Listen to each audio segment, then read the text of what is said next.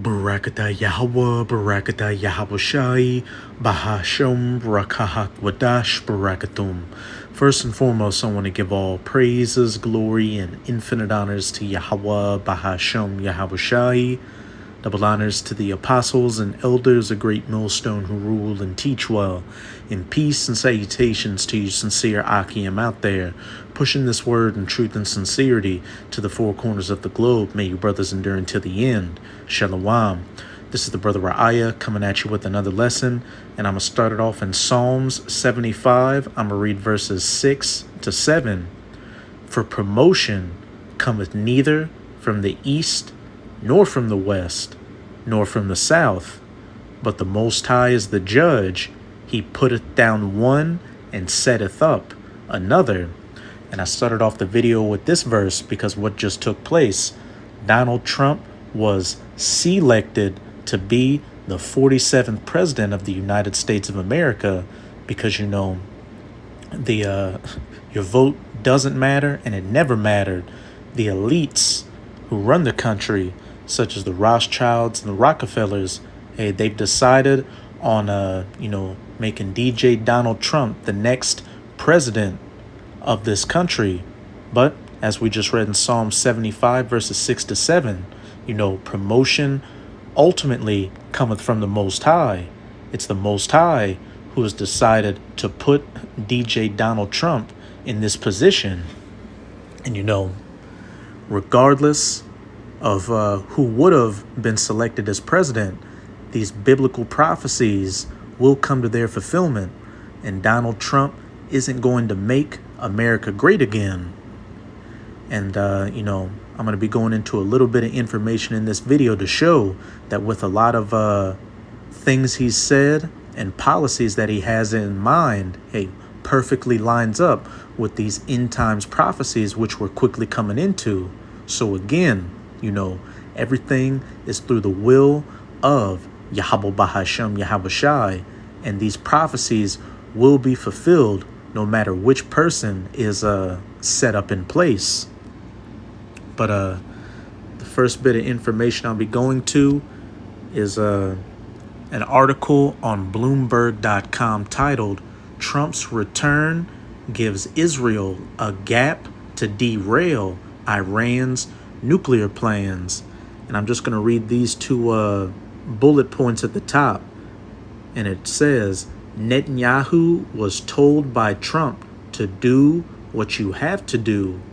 U.S. President-elect has voiced aversion to long, costly wars, which, ultimately, it doesn't matter if Trump has an aversion to long, costly wars. If the transition runs smoothly and he makes it to inauguration on January 20th, because, we're not out of the woods yet. It's still a couple of months before then, and a lot of things could happen to stop that, such as a war starting or martial law to keep the current, people in office. And then, there's been several, and I'll put them in quotes, deletion attempts on Trump's life. But regardless, these biblical prophecies will come to their fulfillment. And one of the major prophecies we're waiting for is the battle in the Valley of Jehoshaphat in, that Middle Eastern region. And Netanyahu was one of the first, heads of state to call Trump to give him his congratulations. And Trump is a dyed-in-the-wool Zionist. And just like these other presidents, when the Amalekite Edomites over in the Holy Land tell America to jump, Trump is going to say, how high? But as I said, Trump's return gives Israel a gap to derail Iran's nuclear plans. And if you remember, during Donald Trump's previous presidency, what did he have a hand in doing? Getting the U.S. out of the JCPOA and derailing that whole thing, which was set up to curtail, Iran's nuclear program. So he's already got a track record of fomenting tensions with Iran, which brings me to this article on FoxNews.com, which reads, Trump says Israel should hit Iran's nuclear facilities, slamming Biden's response. Iran launched an attack on Israel this week. And, this was published on October 5th, 2024. Former president, now 47th president-elect, Donald Trump on Friday said that Israel should attack Iran's nuclear facilities while mocking President Biden's answer earlier this week on the subject. While speaking at a campaign event in Fayetteville, North Carolina, he said, when Biden was asked about Israel attacking Iran, the president answered, as long as they don't hit the nuclear stuff. That's the thing you want to hit, right? I said, I think he's got that one wrong. Isn't that what you're supposed to hit? Trump went on to say that nuclear proliferation is the biggest risk we have. And like I just said, Trump is a Zionist, and this is B.B. Milkowski's wet dream that Trump is looking to become the 47th president, because he's going to give him carte blanche to do whatever he wants to do against Iran. And you can clearly see that those tensions over between Israel and Iran are heating up more and more with each passing day. And what this is ultimately going to lead into is the battle in the Valley of Jehoshaphat, the War of Armageddon in Joel chapter 3. This is Jeremiah 49, verse 20.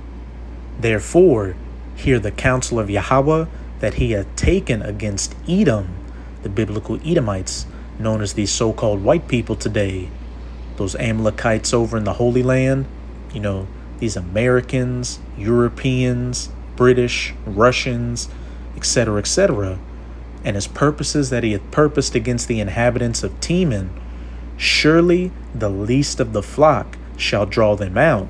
And that least of the flock is speaking of those Amalekite Edomites over in the Holy Land. And what do we just read? Trump's return gives Israel a gap to derail Iran's nuclear plans. And what did Trump say? Israel should hit Iran's nuclear facilities. So if that were to take place, hey, that's just going to further escalate tensions and could be the straw that broke the camel's back and fully sets off this war between Israel and Iran, which, as it's about to say, surely the least of the flock shall draw them out. Whatever Israel does towards Iran that's going to kick off this war, it's going to draw out America on the side of Israel, which Trump is a top ally of the state of Israel, but on the side of Iran, Russia, China, and her other allies. Surely he shall make their habitations desolate with them. And this is going to play into the bigger battle in the Valley of Jehoshaphat.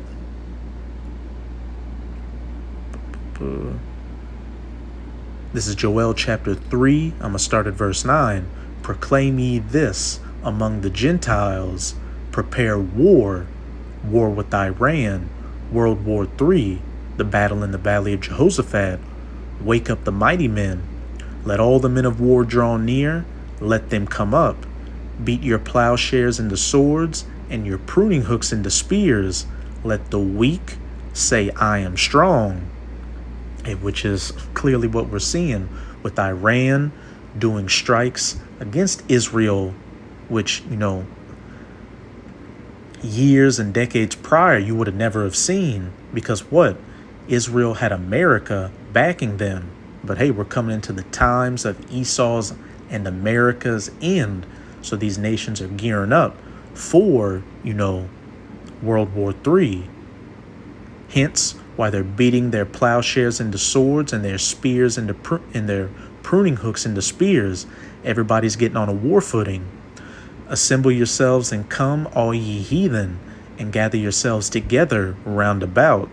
Thither cause thy mighty ones to come down, O Yahweh, which are the death angels holding back this great destruction, waiting to get the go-ahead to release it, which is going to mainly happen after the MARKOFTHEBEAST in Revelation 13, verses 16 to 18 is mandatorily implemented, which remember that because we're going to get to that point next. Because, hey, with some of the people Trump is surrounding himself with, hey, that perfectly leads into him further pushing the MOTB out there.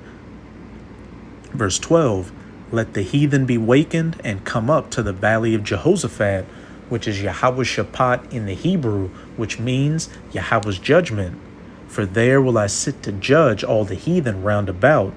And when you go up to the first couple of verses in this chapter, you'll see why the Most High is gathering these heathen nations, chiefly these Edomites, down into the valley of Jehoshaphat to judge them for afflicting the apple of his eye, the children of Israel, which consists of you so-called Negroes, Latinos, and Native Americans. Put ye in the sickle, for the harvest is ripe. Come get you down, for the press is full. The fats overflow, for their wickedness is great. Multitudes in the valley of decision, for the day of Yahweh is near in the valley of decision. And as we just read from those two articles, with DJ Donald Trump getting put into that position, that's just bringing this day in the valley of decision that much closer. So again, it wouldn't have mattered if Legs Up Harris won or whoever, because at the end of the day, it's the Most High who has set up these leaders to do what? Fulfill his prophecies. Proverbs 21 verse 1, the king's heart or mind is in the hand of the Lord. He moveth it whithersoever he will. But like I just said, this war is going to mainly happen after the MOTB is mandatorily implemented, which brings me to this article on BBC.com, what Musk could gain from a Trump presidency. And Elon Musk has been a major ally of Donald Trump, and Donald Trump has been bigging him up as well. And this article was published on November 6th of 2024. And I'm going to jump down. I'll read this first paragraph. I'll read these first two and then jump down. Donald Trump's return to the White House might also prove to be a win for one of his most visible supporters, Elon Musk. The world's richest man spent election night in Florida with Trump at his Mar-a-Lago resort as the returns came in. Salakia.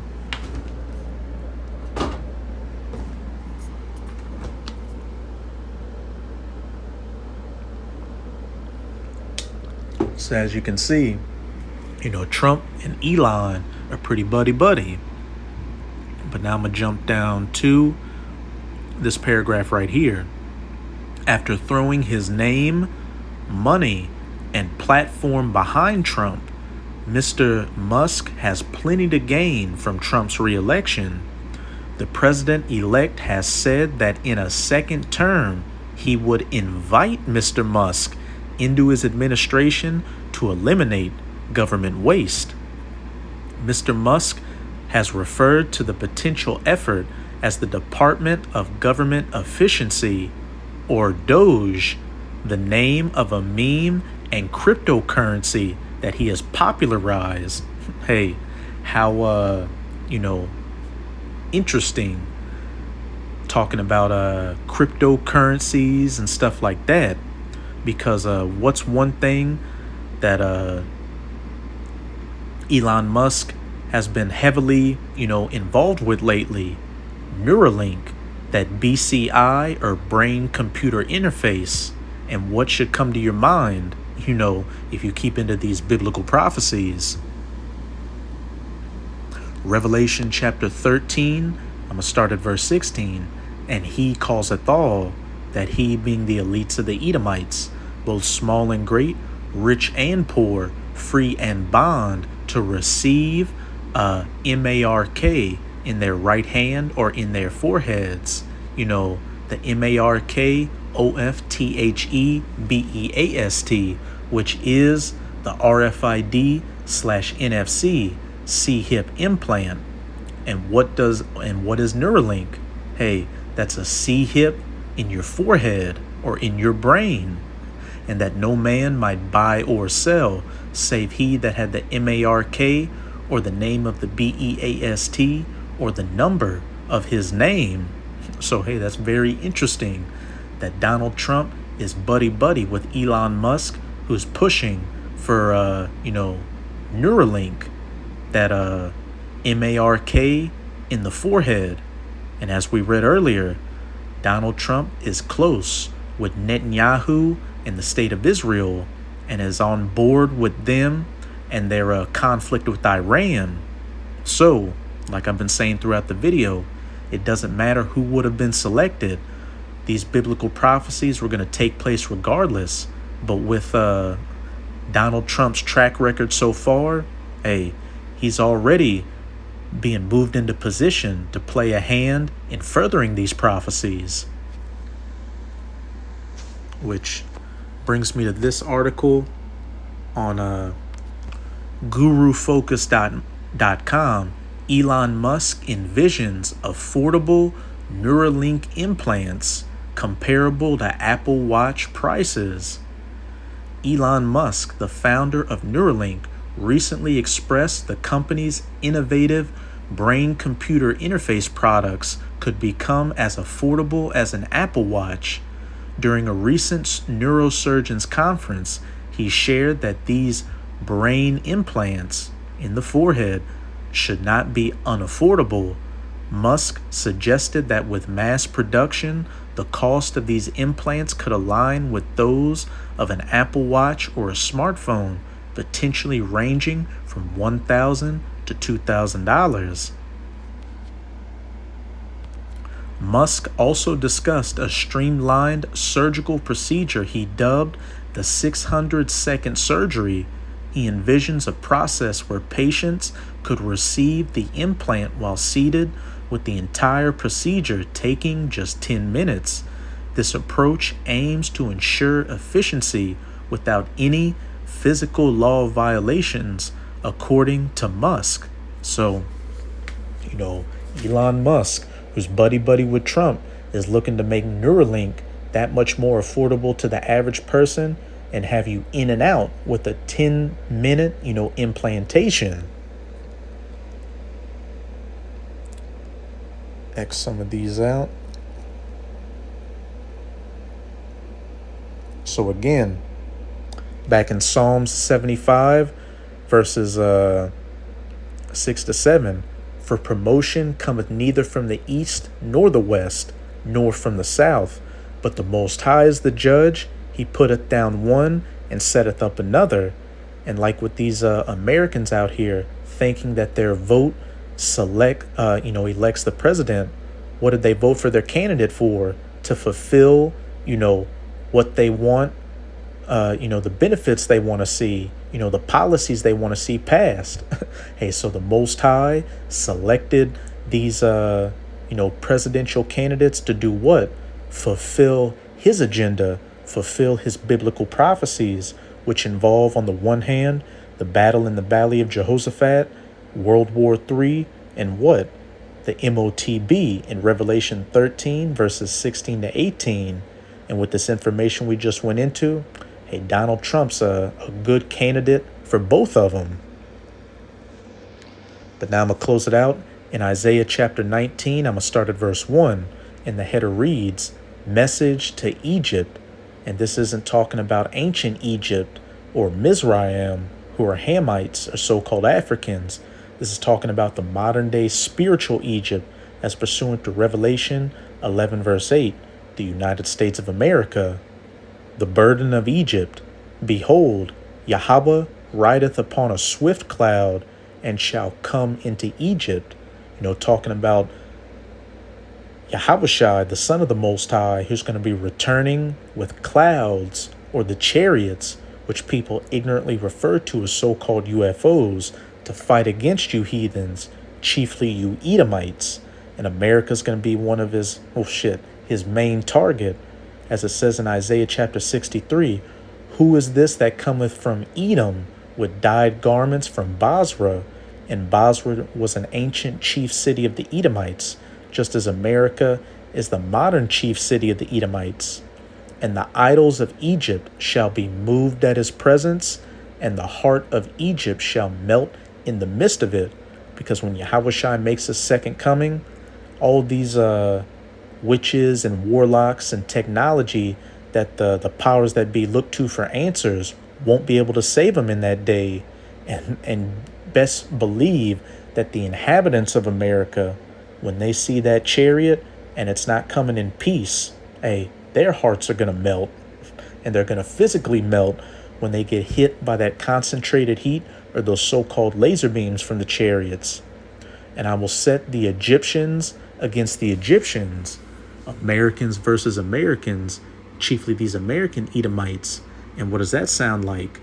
Civil war, which, you got a lot of people wiping the sweat from their brow right now, thinking that Donald Trump being selected averted civil unrest in America, but that's still coming down the pipeline according to biblical prophecy.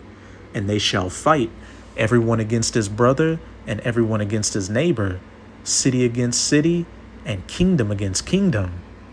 And the spirit of Egypt shall fail in the midst thereof, and I will destroy the counsel thereof, and they shall seek to the idols and to the charmers and to them that have familiar spirits and to the wizards. Now here's the main point I wanted to get to. And the Egyptians will I give over into the hand of a cruel Lord, and a fierce king shall rule over them, saith the Lord, Yahweh of hosts.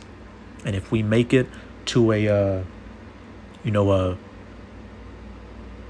the transition of power to where Trump gets inaugurated on January 20th, and with the information we've been going into with this article, Trump looks to be that cruel Lord that's going to have a hand in bringing about these final biblical prophecies.